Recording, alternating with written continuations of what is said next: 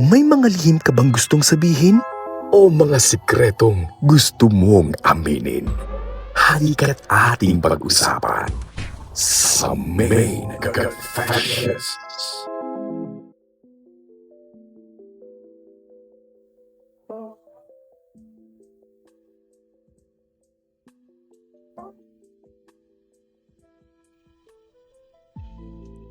Dear DJ Main, magandang gabi sa'yo at sa lahat ng laging nakasubaybay sa inyong programa.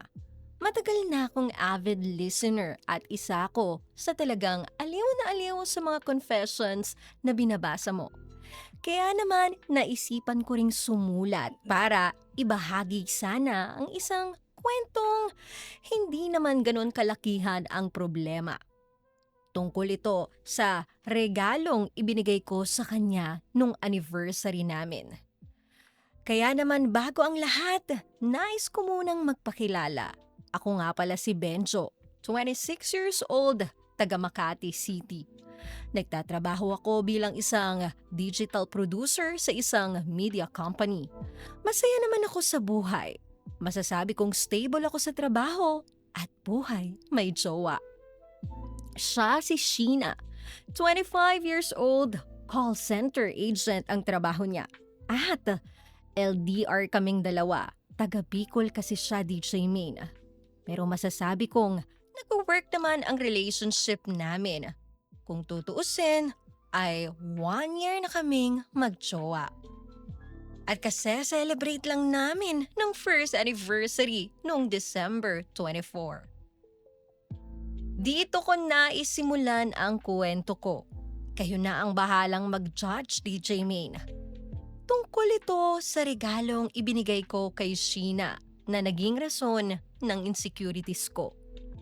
Alam mo ba yung laruan na nagbabibrate, DJ Main?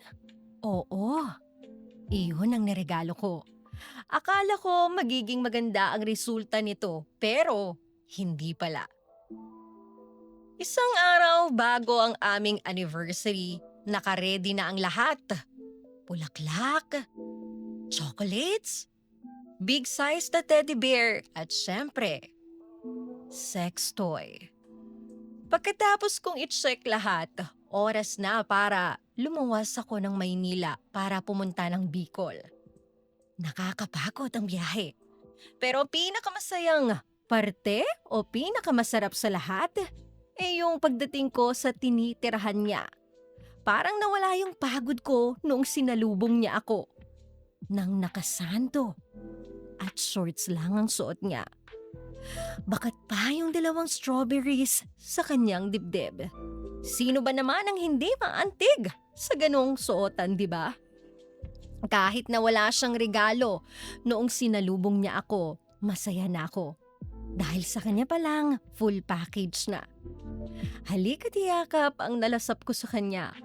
Pagkatapos ay binigay ko na rin ang dala kong bulaklak, chocolates, at syempre, pati yung malaking teddy bear na labis niyang ikinatuwa. Fast forward, DJ Main. Pagkatapos namin kumain, pinag-usapan namin ang future. Mga bagay na pwede pa naming i-explore as couple. Hanggang sa napadpad na kami sa usapang masarap. Dito ko ni-reveal sa kanya na may isa pa akong regalo. Paulit-ulit niya akong kinukulit kung ano raw ba ang laman. Kaya naman inabot ko na ito sa kanya. Binalot ko ito ng maayos para hindi niya makapa ang laman. Hanggang sa tuluyan na niyang mabuksan ang regalo ko. Dito tumambad sa kanya ang isang sex toy. May kahabaan at talagang parang tunay. Napasabi na nga lang siya, bakit ang laki? Hindi raw sigurado o hindi raw siya sigurado kung kasya ba iyon sa kanya.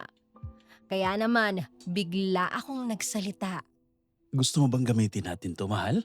Para malaman natin kung kasya ba? Napa-oo ko siya noong mga oras na iyon dahil bigla raw may umakyat na init sa katawan niya. At doon nagsimula ang lahat. Niyaya ko siya sa kama, DJ Main. Tinanong ko kung ready na ba siya. Pero hindi ko na hinintay ang sagot niya dahil kita naman sa mga mata niya at kilos ng katawan niya. Kaya unti-unti ko siyang hinalikan. Init ng hininga lang namin ang tanging maririnig mo. Ramdam na ramdam ko ang pagkasabik niya, tsaka ko siya inhiga. Kitang-kita ko yung hubog ng katawan niya, DJ Main. Bakat na bakat pa ang strawberry sa sando niya. At doon, unti-unti ko nang pinagapang ang mga palad ko sa loob ng sando niya. Noong nadakma ko na ang cocomelon niya, DJ Main, hinimas ko na ang bilugan niyang bola-bola. Doon siya napaungol at sabay sabing, babe, kagatin mo please. Tsaka ko tuluyang tinanggal ang sando niya. Doon tumambad sa akin ang naglalakihang melons niya. At oo, DJ Main, kinagat ko talaga ang strawberries niya. Pagkatapos kong kagatin ay hinalik-halikan ko ang labi niya. Pinagapang ko na rin sa ilalim niya ang kamay ko. Unti-unti kong hinahawakan at kinakayod ang kaloob-looban ng shorts niya. Niromansa ko siya para panggigilan niya rin ako. Doon naramdaman ko na basang-basa na si Sheena. Kaya naman, tinanong ko siya. Mahal, mukhang handa ka na. Gusto mo bang gawin na natin? Oo, mahal. Ipasok mo na. Sige na. Parang nakikiusap na ang boses at ang mga mata niya. Aaminin ko, DJ Main. Gusto ko pa talagang patagalin ang romansa. Kaya naman tinanong ko ulit siya. Mahal, bago natin gawin, gamitin muna natin yung niregalo ko sa'yo, ha? Sige, mahal. Gawin mo yung gusto mong gawin sa akin. At saka ko itinutok ang armas na hawak ko sa kanyang kuweba. Unti-unti kong dinampi ito sa namamasa-masa niyang pechay. Pinaikot ko ito sa parte na talagang makikiliti siya hanggang sa pinindot ko ang vibrations ng laruan ko. Dumadampi pa lang sa kanya ang laro ang hawak ko, pero namimilipit na siya sa sarap. At doon,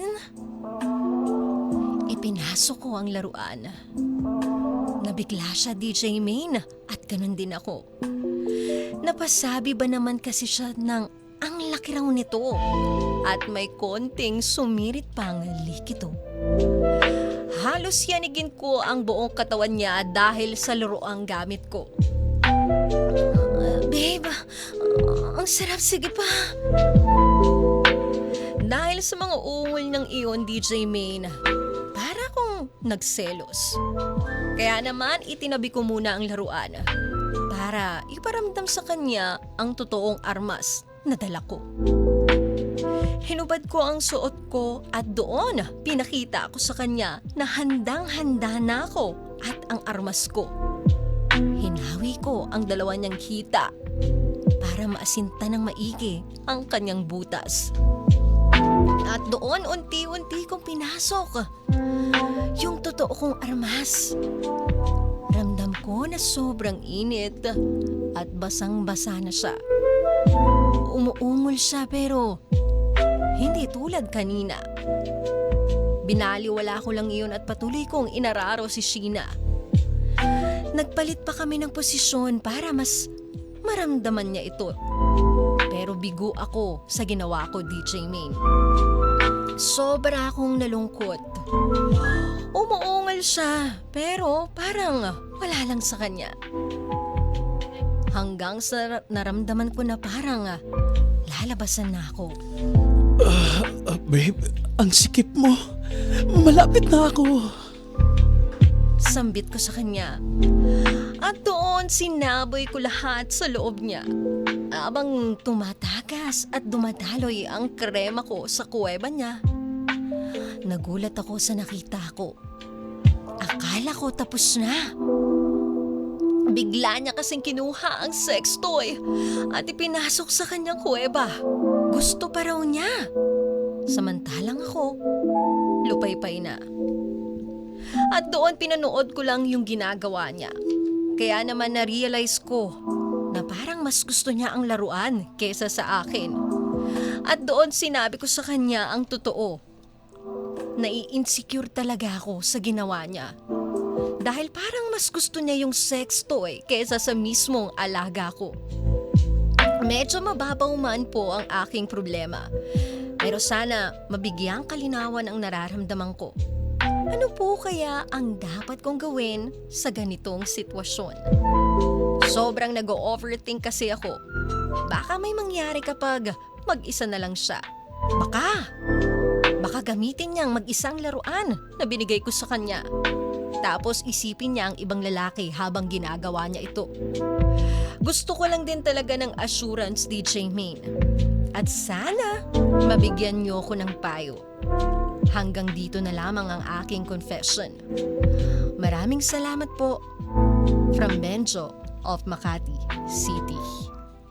Minsan tayo mismo ang nagpapapigat sa isip natin sa kakaisip na paano kung nakakalimutan nating magtiwala?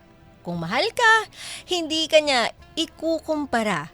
Pipiliin ka niya. Kaya sa gabing to, huminga ka muna. Hindi mo kailangan mag-alala sa lahat ng bagay.